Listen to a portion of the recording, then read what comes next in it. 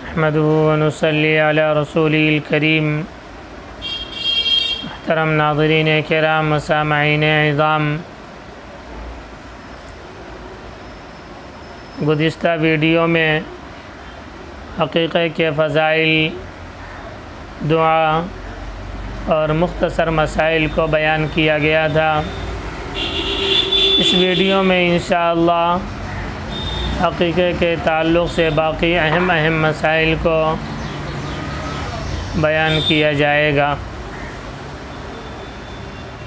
तो हक़ीक़त के ताल्लुक़ से एक अहम मसाला ये है कि जब अक़ीक़े का जानवर ज़बह कर चुके तो बच्चे के सर का हलक़ किया जाए, यानी बाल उतारा जाए और उसके वज़न के बराबर चांदी या उसकी कीमत को सदका कर दिया जाए।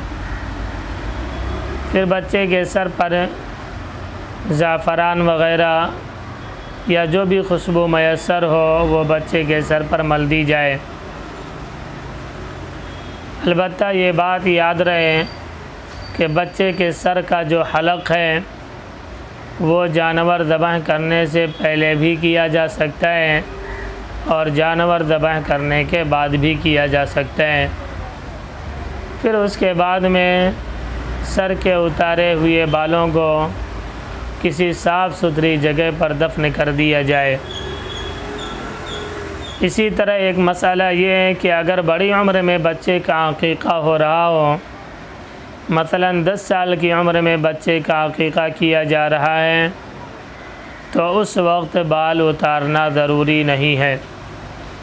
और अगर लड़की है तो इस सूरत में बाल उतारना जायज़ ही नहीं होगा, बल्कि उस सूरत में नौ मौलूद बच्चे के बालों का अंदाज़ा लगा करके सदका कर दिया जाए, बच्ची का बाल न उतारा जाए।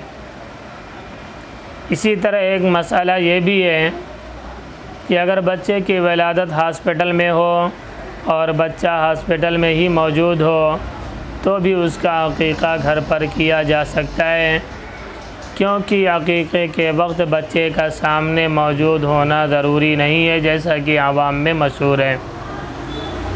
इसी तरह अक़ीक़े में क़ुरबानी करके दावत करना ज़रूरी नहीं है, जैसा कि अमूमन लोगों में ये मशहूर है कि अक़ीक़े में दावत करना ज़रूरी है। तो ये बात गलत है। अक़ीक़े में दावत ज़रूरी नहीं है।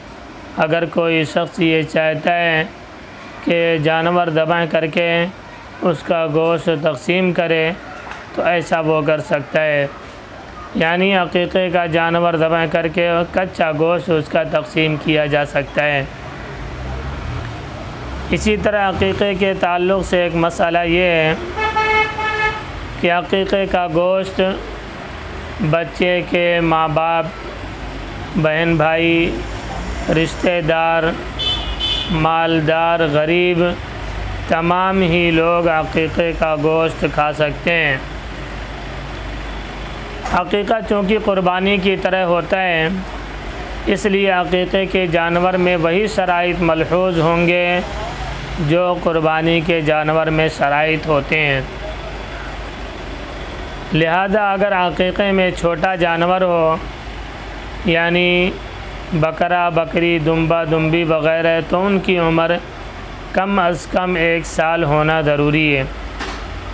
और अगर बड़ा जानवर हो तो गाय, बैल, भैंस वग़ैरह में 2 साल, जबकि ऊँट, ऊँटनी में 5 साल मुकम्मल होना ज़रूरी है।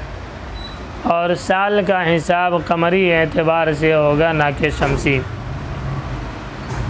और अक़ीक़े में अफजल ये है कि छोटा जानवर, बकरा, बकरी वग़ैरह क़ुरबान की जाए, लेकिन अगर किसी शख्स को छोटा जानवर ख़रीदने की वसाअत ना हो तो वो बड़े जानवर का अक़ीक़ा कर सकता है, ख़्वाह वो क़ुरबानी के अय्याम में हो या क़ुरबानी के अलावा आम दिनों में हो। बड़े जानवर में हिस्से के एतबार से अक़ीक़ा कर सकता है। बड़े जानवर का एक हिस्सा एक छोटे जानवर के बराबर होगा और 2 हिस्सा 2 छोटे जानवर के बराबर हो जाएगा। अलबत्ता ये बात याद रहे कि जिस जानवर की क़ुरबानी जायज़ नहीं उसका अक़ीक़ा भी जायज़ ना होगा। यानी अगर किसी जानवर में ऐसा ऐब है जिसकी क़ुरबानी जायज़ नहीं तो ऐसे जानवर का अक़ीक़ा भी नहीं हो सकता। इसी तरह अक़ीक़े के ताल्लुक़ से एक अहम मसला ये है कि अगर कोई शख्स दो अलग जगहों पर अक़ीक़े के जानवर ज़बह कराना चाहे तो करा सकता है। मुख्तलिफ़ जगह पर मुख्तलिफ़ औक़ात में ज़बह करा सकता है। मसलन एक शख्स मुंबई में रहता है, उसके यहाँ लड़के की वलादत होती है तो वो एक बकरा मुंबई में और एक बकरा यूपी में अक़ीक़ा कर सकता है अलग अलग औक़ात में। इसी तरह एक मसला अक़ीक़े के ताल्लुक़ से ये है कि जिस तरह क़ुरबानी का गोश्त फ़रोख्त करना जायज़ नहीं है, इसी तरह अक़ीक़े का गोश्त भी बेचना जायज़ नहीं है। किसी भी बच्चा या बालिग का अक़ीक़ा उसकी ज़िंदगी में करना मसनून है।